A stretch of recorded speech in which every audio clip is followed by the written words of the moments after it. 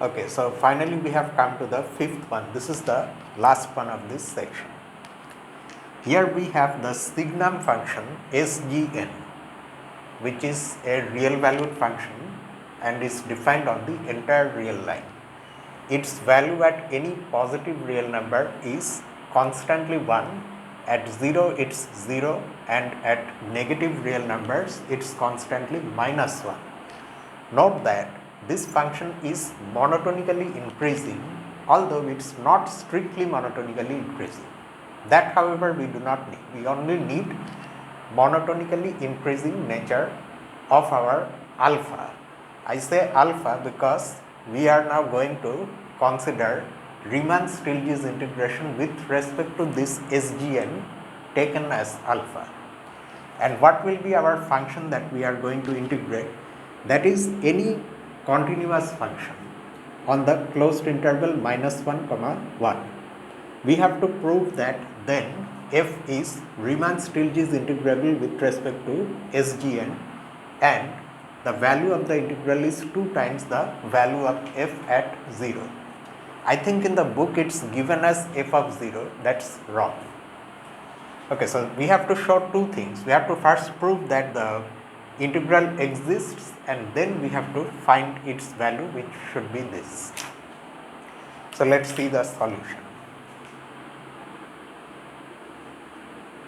In the beginning itself, we recall a result that we saw in the chapter on continuous functions. Recall that any continuous function on a closed bounded interval is uniformly continuous. We are going to need that result here. And it was theorem 9916.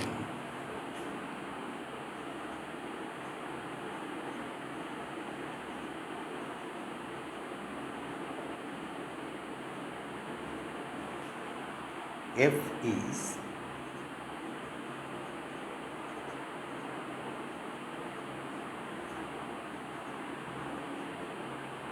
uniformly continuous on its domain, and that is why this integral will exist. Why? Because in the previous exercise we proved that any continuous function on a bounded interval, which, well, not continuous, not simply continuous, but on a bounded interval, if we have a uniformly continuous function, then it is Riemann-Stieltjes integrable.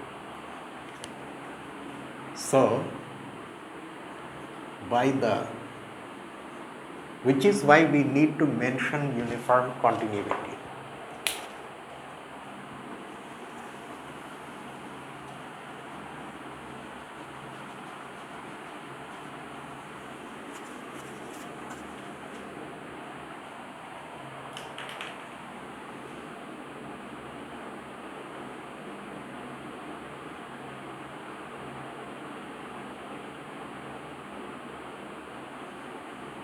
F is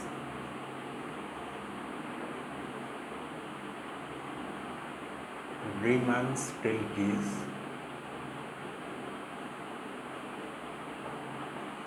integrable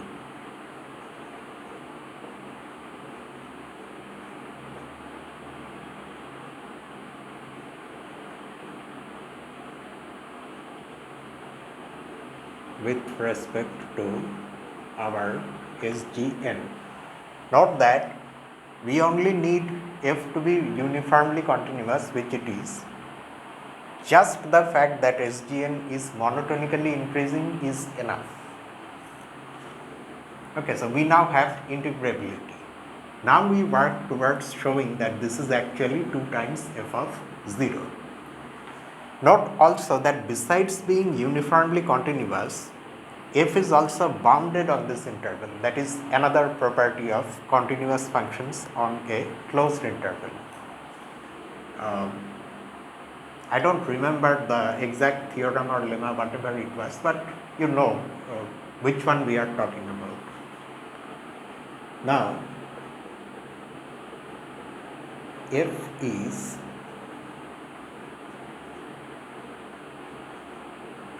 bounded on minus 1 comma 1. So there exist real numbers small m and capital M such that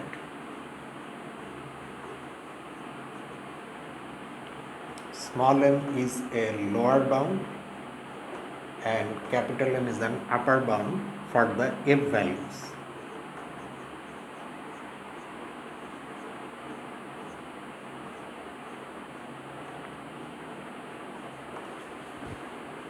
Okay. Next, we are going to use the fact that f is continuous. F is uniformly continuous, fine, but f is also, in fact, that's where things start, that f is continuous on this interval. In particular, f is continuous at 0. And before that, we choose one epsilon.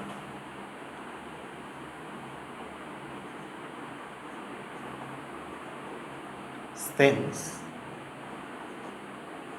f is continuous at 0, so we are going to get a delta and then the usual stuff happens.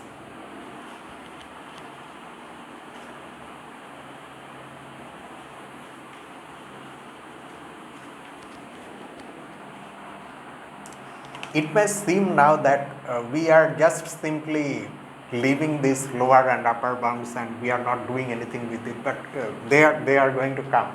Okay, their time will come. Right now, however, we have continuity of f at 0. Since f is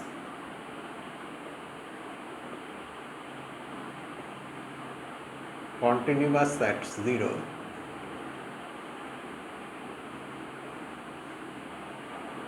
there exists a positive delta such that the distance between f of x and f of 0 is at most delta whenever the distance between x and 0 is at most epsilon, whenever the distance between x and 0 is at most delta, and x should also come from the closed interval minus 1 comma 1. This entire thing can be written at once like this. X should belong to the open interval minus delta comma delta. So if x comes from here, then x is within the distance delta from 0. But at the same time, we need x to also lie in this closed interval, because otherwise f of x will not make sense. This is the domain of f. Now we can of course conveniently choose delta to be less than 1. If delta already is less than 1, fine. If not, then we choose a smaller delta. Choosing delta less than 1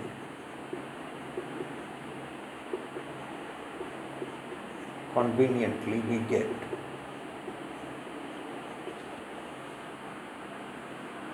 this.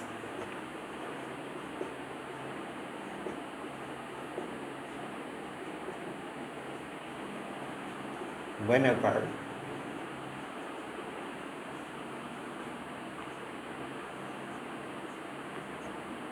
this is less than delta. This inequality is equivalent to x being in this open interval. Now because our delta is less than 1, if x lies here, then x automatically lies here.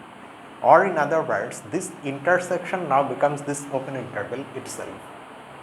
And next we are going to choose another even smaller number than delta.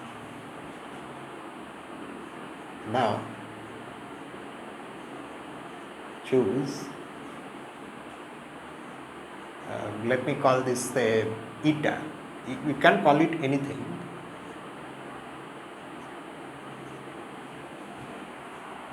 Okay. Then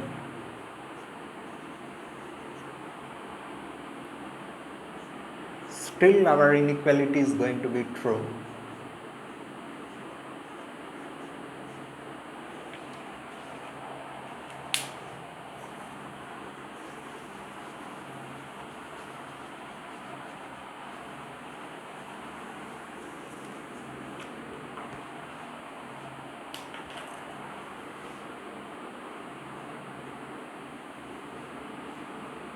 Whenever x belongs to closed interval minus eta comma eta. Why? Because we have this inequality, so this closed interval is a subset of this open interval. That is why we need strict inequality here. And why are we considering closed interval here? We will realize now. That is, this is what we have. Now, if instead of this inequality, we get rid of the absolute value, then we have these equivalent inequalities. F of 0 minus epsilon less than or equal to f of x, which is less than or equal to f of 0 plus epsilon. Whenever x belongs to this closed interval, let's give it a name also, j minus eta comma eta. Now, minus theta comma eta, of course, is a subset of this minus delta comma delta open interval, which itself is a subset of this due to this inequality. That means this is after all only a part of this interval, which is the domain of f. Now, just like f is continuous on this entire domain, if we restrict f on this, there also it will be continuous. And by a previous result, not only will f be bounded on this, but actually will assume its global maximum and global minimum, which is in fact that maximum principle. And it was proposition 967. Since f is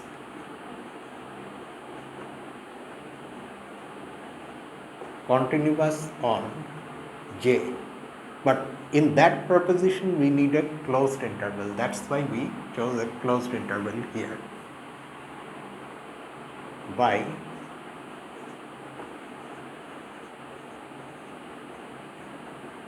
proposition, what was the number? 967.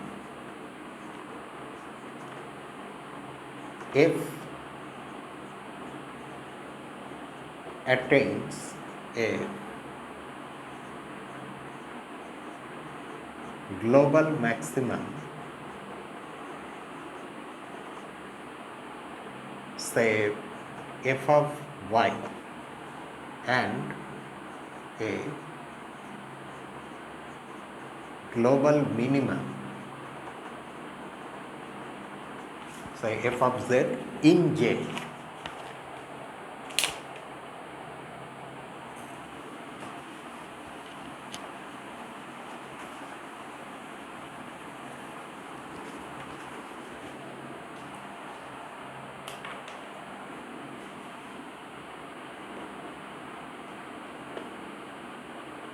At some points y and z in j.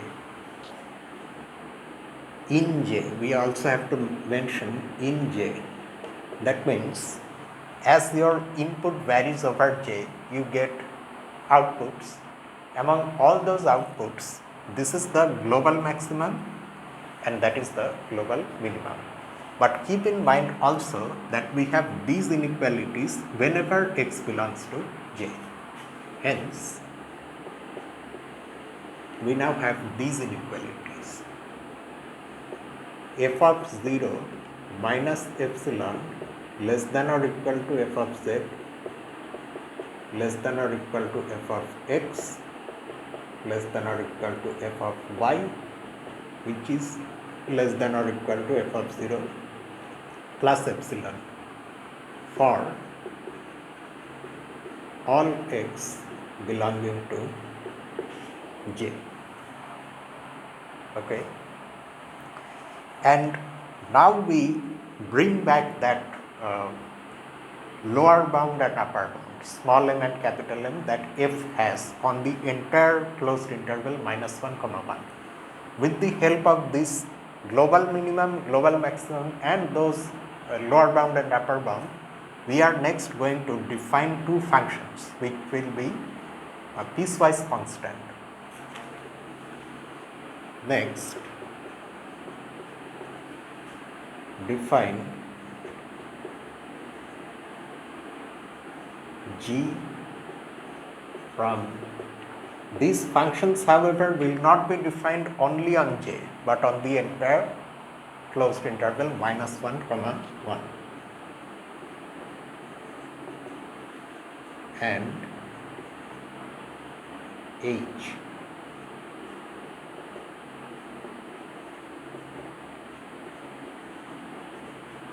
by the definitions are partly given.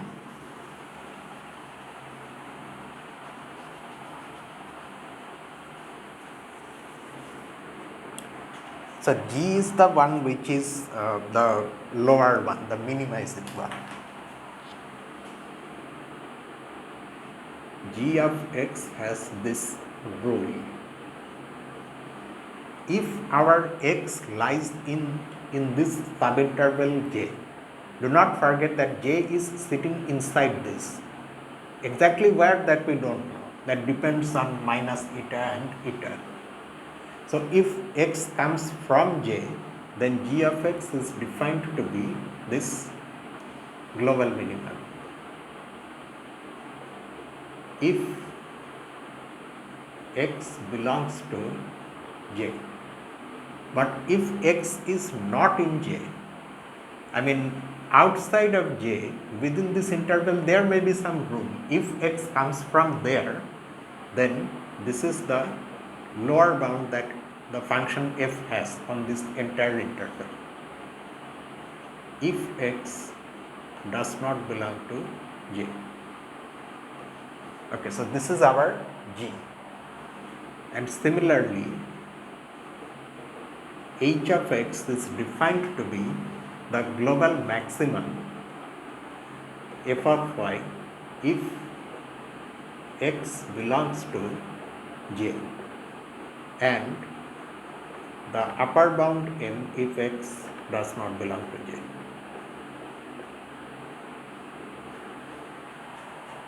So you can clearly see that both G and H are piecewise constant. Why? What type of partition can you think of with respect to which, say, G is piecewise constant? That partition involves one of the subintervals J, and if J, besides J, you may have a little room to the left of J, a little room to the right of J. On those other two subintervals, G has this constant value, and within J, G has this constant value. It may also happen that J lies like this. Say, one portion of this interval is J, to the left of J there is nothing, but to the right of J there is something. That's also possible. So in any case, no matter whatever the situation is, G is piecewise constant. Note that G and H are PC, let me write simply PC, piecewise constant, and respectively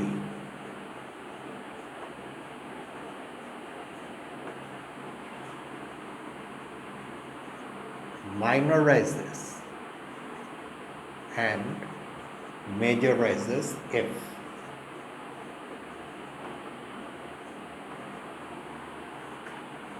on its domain. You can pretty much understand why. Why? Because within J, this is the global minimum and this is the global maximum. So if we are thinking of G, then the global minimum will of course be less than or equal to f of x if our x is coming from J. And if x is coming from outside of J, then on the entire interval actually the f value is greater than or equal to small m. So there also G minimizes f. So in general on this entire interval G minimizes f. Similarly on this entire interval H maximizes f. F of any input is less than or equal to H of that input if that input is coming from here. Alright. Hence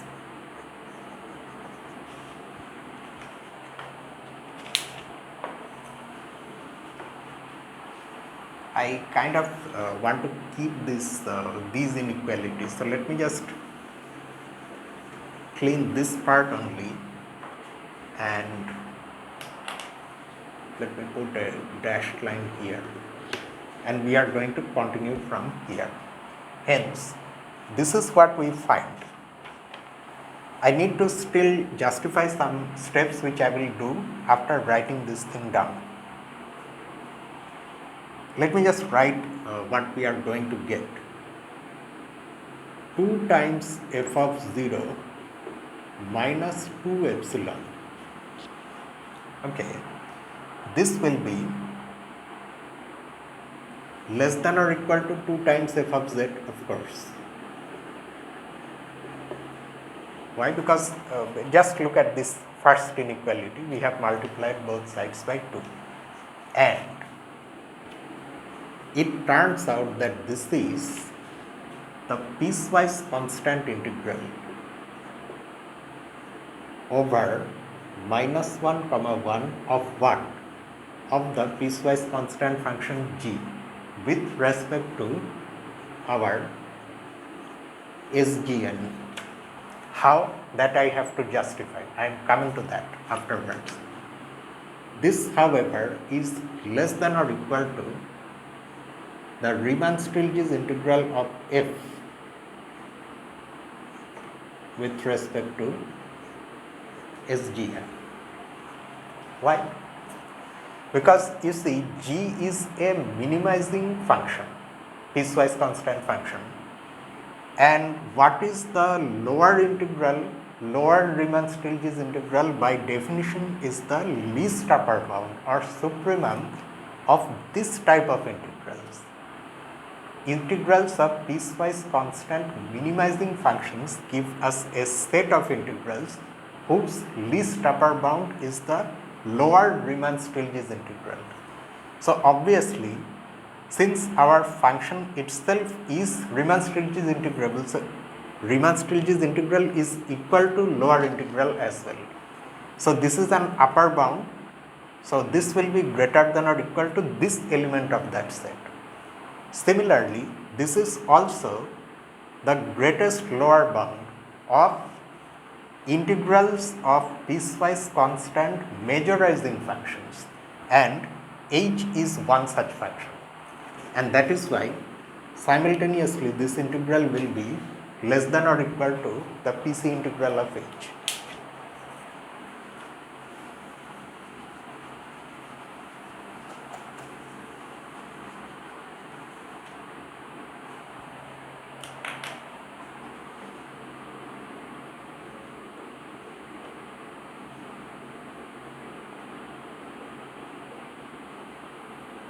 H, D, S, G, N, and this integral turns out to be 2 times f of y,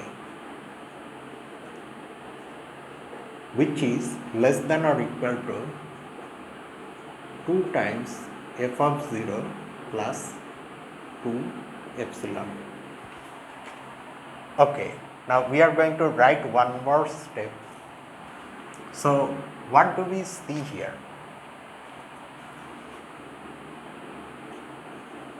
This implies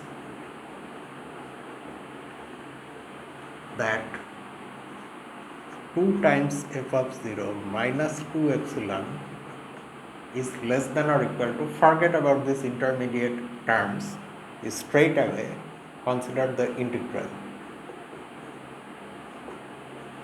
dsgn, and that is less than or equal to ultimately this.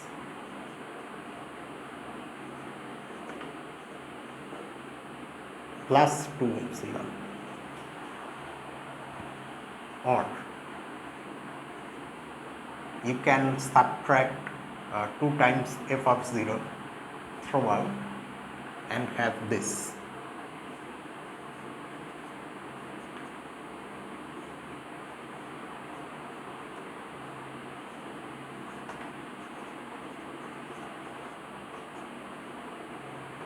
Minus 2 times f of 0 is less than or equal to 2 epsilon. And so now we can write the absolute value of this difference.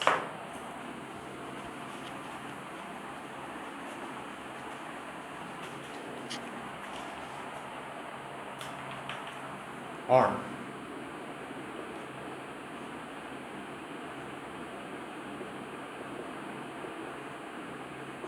f dsgn minus 2 times f of 0 is less than or equal to 2 times epsilon. Since epsilon is arbitrary,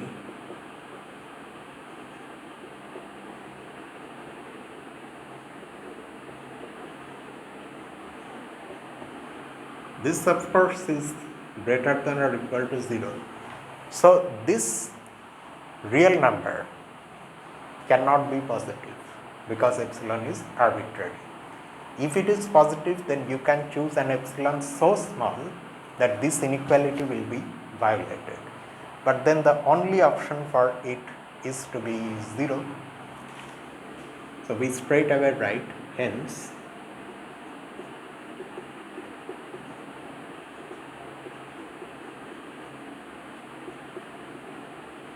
so that's how you have this value. But we still have to say how we have this. So let's see. How we have this means how is this equality true? How is this true? There is no absolute need to show that detail in the solution itself, but you should see it for yourself. Let's calculate this PC integral. So the solution ends there. But now let us see what we can say about this PC integral. G dsgn. Okay. Recalling what the function g is, this PC integral by definition is a sum, and that sum looks like this. See, the partition with respect to which g is piecewise constant really looks like this: minus 1 comma minus eta, that is one subinterval. The other subinterval of course is this closed interval minus eta comma eta, and there is another one, open eta comma closed one. On each of these subintervals g is constant. On this subinterval g has that global minimum f of z as its value, and on each of these two subintervals g has the constant value small n. So we can now write the sum. The sum is going to look like this: small m times the sgn length. Okay, this is where we have to be careful of this half open interval. Remember, alpha length, in place of alpha we now have sgn, plus that global minimum value on j times sgn of j. Actually this is what j is, minus eta comma eta, and one term corresponding to this one.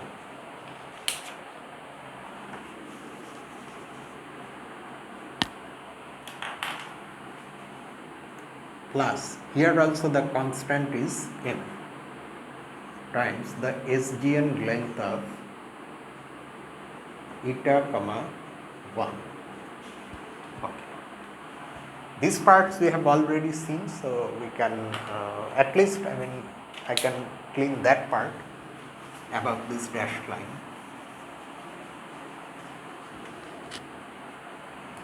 Alright.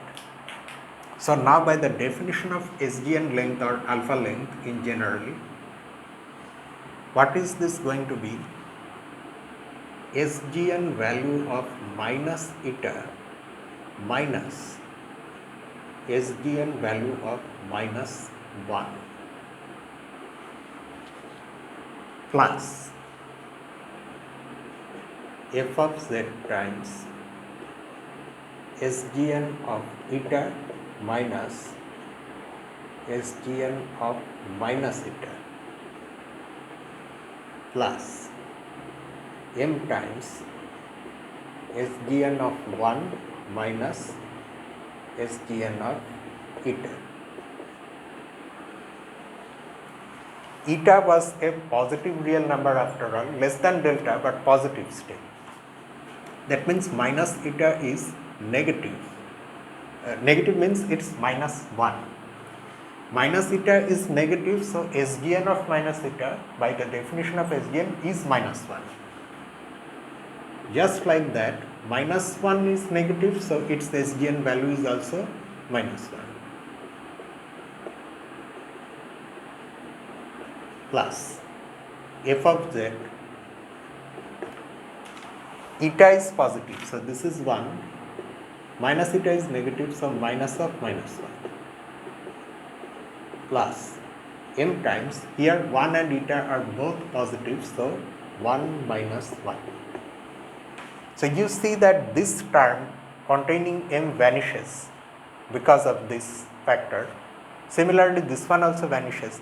This one, however, becomes 2 times f of z, and that's why you have this here. Similarly, this PC integral is 2 times f of y, which I think you can clearly see now. And that's how we have the solution. And this section is finally fully over with all the exercises as well.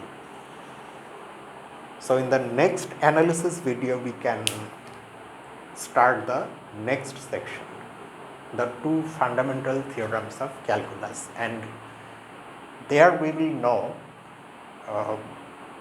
why that method that we have learned in school, which lets us integrate things by finding their antiderivatives and then putting the upper limit minus the lower limit, where is that method coming from, that we will learn.